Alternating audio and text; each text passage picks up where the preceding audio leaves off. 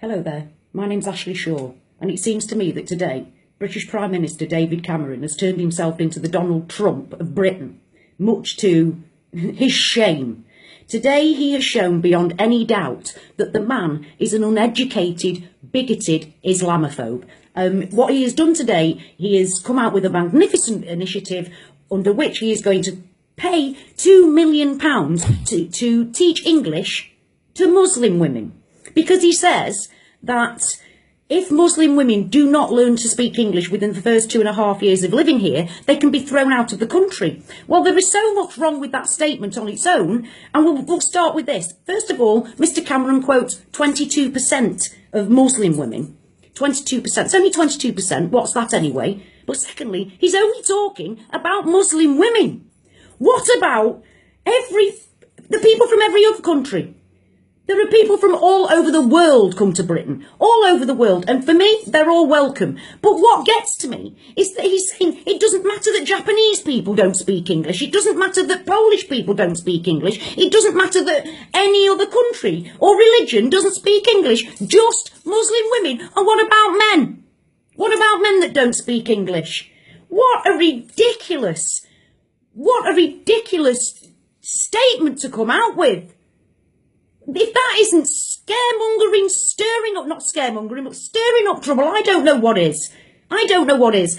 That is blatant Islamophobia. That is, how can you not see that? That is blatant Islamophobia. He is singling out Muslim women, and on his own calculation, only 22% of them don't speak English. Well, so what? This is not anything to do with segregation. It has got nothing to do with terrorism, because that's what he's trying to link it to. He's trying to link it to terrorism. He is saying that by Muslim women not speaking English, it's enabling terrorism. I have never heard such a load of absolute twaddle in my entire life. And this is what else he went to go on to say. So bear with me, please. I need to put my glasses on. He also went on to say, segregation, the Prime Minister says, is allowing appalling practices such as female genital mutilation and forced marriage to exist, and increasing vulnerability to recruitment by the so-called Islamic State. And I'm taking a breath there because I just cannot believe what I've read. And I'm going to tackle them one by one.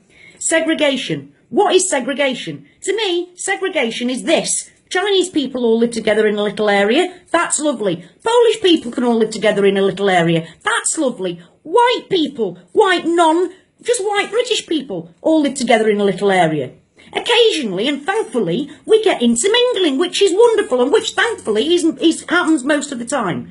But you'll find anywhere you go, anywhere around the world, people do gravitate towards their own people that speak their own language. Have the same culture. So that's the first thing. Segregation, it seems to be very one way here and against Muslims, when quite frankly, it's quite normal for people to live with people that are like themselves. It doesn't mean Muslims are any less integrating than any other sort of people. Then, the next thing I am absolutely disgusted with, and I've got this directly off the BBC website. This isn't something that I've made up. This is what the BBC website have reported him as saying. Muslim women not speaking English is allowing appalling practices such as female genital mutilation. Female genital mutilation. I can't even say it. I'm that angry. How dare he?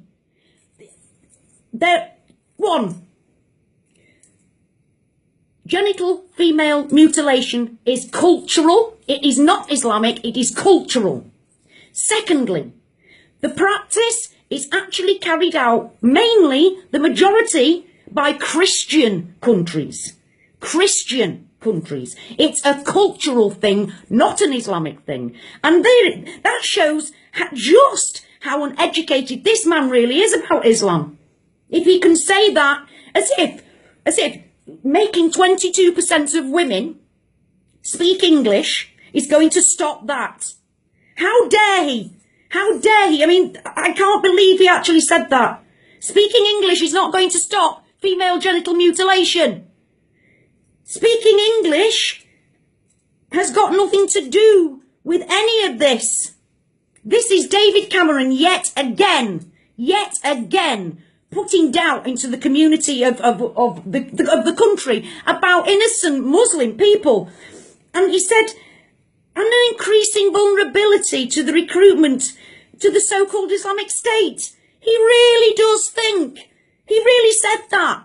He really said that. Making 22% of Muslim women speak English is going to solve the world's problems. No more recruitment to Islamic State. No, sorry, ISIS. I've said Islamic State because he calls it that. They're not a state and they're not Islamic. But ISIS, he actually really believes that. He actually really said that. I can't get my head around. That is the Prime Minister of Britain. You know, David, right now, you should be having the backs of the British Muslims because since November and the Paris attacks, the rise in actual physical attack on British Muslims has risen threefold to nearly 500 attacks since November. And you with this nonsense are perpetuating the nonsense that puts that there in the first place. One, you want to look at white British extremism. That's on the rise. That's on the rise. I'm more worried about white British extremists than I am from any Muslims. Secondly, I know, I'm fortunate. I've got lots and lots of Muslim friends, and an awful lot of them are Muslim women, and they are not being mutilated in any kind, way, shape or form. He also says in this that it's increasing, it would help solve forced marriages. One, that's not Islamic either. Hindus have marriages that are arranged. Do not mistake forced for arranged. You know, speaking English isn't going to stop that either. It's cultural, not Islamic. And David Cameron, shame on you. Because you are putting doubt into people's minds when you should be standing up for the Muslim community of Britain. Because they're the ones that are under threat at the moment. You know, I'm at a loss. I don't want a fascist as my Prime Minister. You are a disgrace to British values, David Cameron. A disgrace to British values. Shame on you. Shame on you. I'm sorry, I'm going to have to go because I really just want to swear. I can't cope anymore. So I got all that out. I needed to because I cannot believe that.